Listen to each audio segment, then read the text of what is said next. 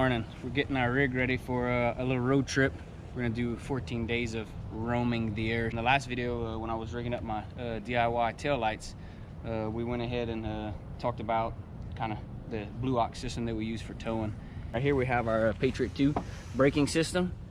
Here is the lighting system, as you've seen in the last video. If you watched it, we'll get all that rigged up and checked out. This is our Blue Ox tow bar right here. And then these are our safety cables, and these are the pins to hook into the front of the car. And this is our dual hitch, which allows us to raise or lower depending on what we're carrying. Sometimes we carry the bikes, sometimes we tow the car, sometimes we have a basket with bikes. It just depends, different things. So yeah, I'll go ahead and start hooking stuff up, and we'll line it up, show you how it works. So go ahead and get our receiver hitch installed in there, because we towed the Ford Expedition, and it's already a pretty big vehicle, so it sits pretty high. We just need it to come down a little bit. So yeah, slide that in there, lock that pin. All right, next we have the tow bars themselves.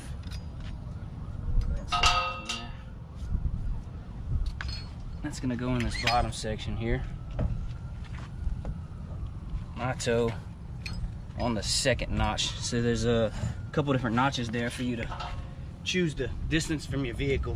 If you were gonna put a basket or a bike rack or something in this other receiver hitch here, you could kind of move your car back if you needed to give you a little extra room. All right, we'll go ahead and get the pins locked in the car and we'll get the car hooked up. All right, so on our Ford Expedition here, we have our Blue Ox base plate installed. So just take your pins, slide it in there, lock it in place, and that's it. Real simple. We like all the Blue Ox ingenuity, because it makes everything really simple, and I like simple. That's it. All right, so just as a safety feature, this is not a have to do, it's just something I like to do. On all my pins, my pull pins here for my hitches, I don't have the lock style system, because I normally take it out when we get where we're going anyways, so I'm not really worried about theft, but I am worried about these pins, you know, getting snagged or falling out. So I always just go ahead and take a tie wrap or two and secure them in place. That way, it hopefully, in my mind, makes me feel better. So I don't think they'll go anywhere. Same thing on this one in the back. I just kind of pass it through this hole here. And it's also a good way to double check, make sure they're all there. Little checklist, won't forget that. Now we're gonna go ahead and get the car lined up. So all you do is kind of pull it forward within the reach of your tow bar, then you can extend them out and hook it up. I like to go ahead and get it a little close, makes it easier. All right, come forward. All right, it should be good. All right, so now that we got our car in place and lined up, we'll go ahead and we can hook up our arms. So I went ahead and removed my safety pins already. But all you're gonna do is extend this out, take your pins, line up all your holes, put your safety pin in there, and that's it for that side. This side, same concept, different side. So you got your arrows and stuff. I mean, it's kind of hard to mess this up. There it is. Safety pin. All right. Whenever we pull forward, these arms will lock into place, giving you that stability. That way your car doesn't come back and forth and all over the place. It all pivots and hinges from here up and down and as you turn. These arms actually stay locked to keep the distance from the unit. Next we got our safety cables. Our safety cables are gonna attach to the vehicle's base plates here, and then to the camper's hitch here. There we go. And you're gonna have one on each side. And they recommend doing the crisscross in the directions. Does it really matter? I doubt it. But it's recommended, and I like to follow the rules. You can't get in trouble if you follow the rules. All right, here's our safety cables. We'll go ahead and get our lights and stuff installed, and our breakaway cable next. So next we have our breakaway cord that has a controller that's mounted inside. It's pretty hard to see. When I installed this setup for the Patriot 2 braking system, there's a breakaway system.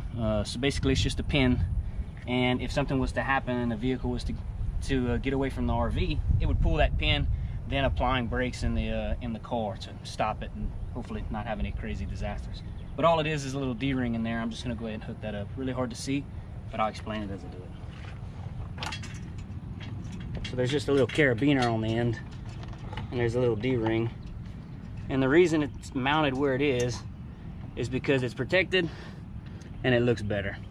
So it's a daily driver. I didn't want the cosmetics to be ruined by things hanging off all over the place. And that's it. Pretty simple there. Go ahead and do the lights now. All right, so if you saw the DIY tow light video, you remember this pigtail. So now that the lighting system is wired on the car and left, all I gotta do is plug this in, put the lights in the back, and we're done. So I'm gonna go ahead and plug my switch in here. That's the 7-pin. And I'm gonna stretch my pigtail here and plug it into the 4-flat that I installed here in the front. Everything looks good right here.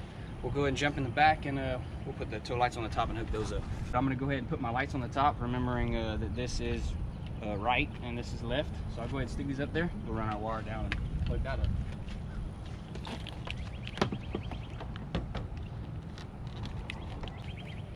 So I'm just gonna put this as a little gap behind this windshield wiper. It works perfect. And I'm just gonna take my plug and plug it in right here. What we'll do now is we'll get Mom to jump in and we'll give it some brake lights and some turn signals and see how everything works. All right, so we're gonna go ahead and get a test on these lights. All right, got a blinker. Oh, yep, there's a right blinker. Right blinker's good, left blinker's good. Cool, give me some brakes. Haha, sweet, that looks good. Awesome, I like the lights. Super easy to hook up. Everything's there, it's perfect. All right, so next thing we have to do is we have to prepare our vehicle to be flat towed. So in the Ford Expedition, in the manual, it actually has a flat tow mode. So we'll go ahead and go through the procedure for doing that now.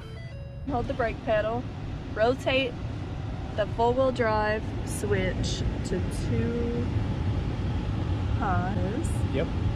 Now put it in neutral. Yep. Okay, rotate 4-wheel drive 2 low to 2 high, back and forth 5 times. That's the crazy part. Back and forth 5 times. Right there it says it. Neutral tow enabled. Leave transmission in neutral. Release the brake pedal. There you go. That's it. And then you just leave the key in this on position. That's right. Pretty easy. That's it.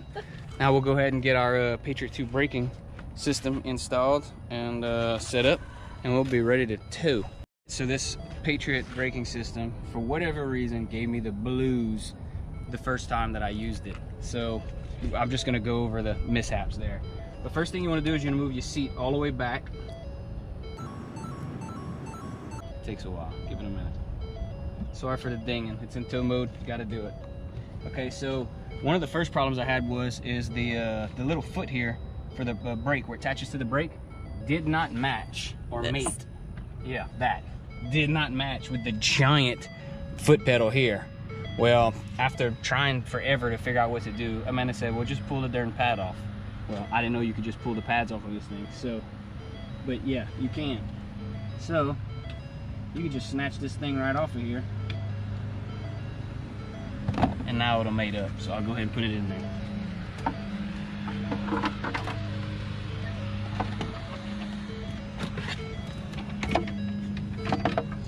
So I'm gonna go ahead and connect the brake mechanism with it. So you open it up here and it'll lock in place. Don't put your fingers anywhere in between there because it will snap them. I didn't think that it would, and I had to try just because I had to. This way. Okay. You make sure it's good and secure, and there's a little switch right here that you push and it makes sure that it's locked. So it's hard to see, but on the bottom of there is that little button. It's just a little push button. It just releases the spring tension and lets it clamp down on there. So now you make sure that your brake is lined up, and you're gonna slide your seat up just to where it touches it. You don't want it to push it or force it forward. You just want it to bump up against it. Something like that. So now it's there, right? power cord. So 12-volt source that stays hot the whole time is what you're gonna want. And the way to do that is, most of them have a light on them. So you can see that light turn red. So it's gonna get 12-volt source the whole time. So the next thing you're gonna do is you're gonna push power, turn it on, and then you're gonna push setup. It's gonna apply brakes. The light's green. That tells us that we're good. So setup in here is now complete. The next step is setting up our RF controller inside the camper, because it uses radio frequencies to talk back and forth. There's not actually any cables hooked up. That was the craziest thing about the Patriot 2 system. I wasn't really sure about it, but it actually uses momentum. So when you apply brakes in the camper slows down. Inside here is kind of like a pendulum, and it reacts to it, and it applies the brakes as needed. So it's on a force basis, proportional. So if you hit the brakes really hard in the camper, the brakes in here are going to push a little harder than normal. But it's a really good braking system. It's pretty easy to use. So go ahead and finish getting that hooked up. So just another little tip when flat towing. We're still kind of new to all this, but we got a friend that is pretty well versed in the towing and camping world. Mr. Jeff, shout out to Mr. Jeff. He gave us this good tip. Whenever you're towing your vehicle, go ahead and fold your mirrors in. Of course, you don't need them because you're not sitting in the car. But it also lets other drivers know, hey, look, that mirror's turned in, you know? They ain't gonna do no swerving, trying to get in your lane and acting silly. So it's just another tip. Go ahead and pull both those mirrors, fold them in. Right. So next is let me close this door, we'll stop all this beeping. Next is the remote controller here. So it sits on our dash. You can mount it wherever you want. I have it here because it's easy to see. But yeah, so you got to plug it to your 12-volt source, and it's going to power up. As you can see, ours is already linked. But right here we have it tells us the force right here, just like in a regular truck. So if you've ever pulled a trailer or fifth wheel in your braking system, it's going to show you right here. So this is going to be the amount of braking force applied. These little triangles will light up more and more. So we have ours set at the force of 7. When you go to menu, you can go through all the different things. So I have my sensitivity set at 9. So it says right here, see the remote, it's paired AD4A. That's my remote, that's its name. I got the backlight on. So this is just some settings, and I'm not really going to get into all that. But yeah, so everything is hooked up, and we are now ready to tow. If you have any comments or questions, or just whatever, want to say hi, make sure and go down in the comments below and leave us something. We'd like to hear from all of y'all. So yeah, we'll get the rest of the rig ready, and we'll be ready to roll. Later.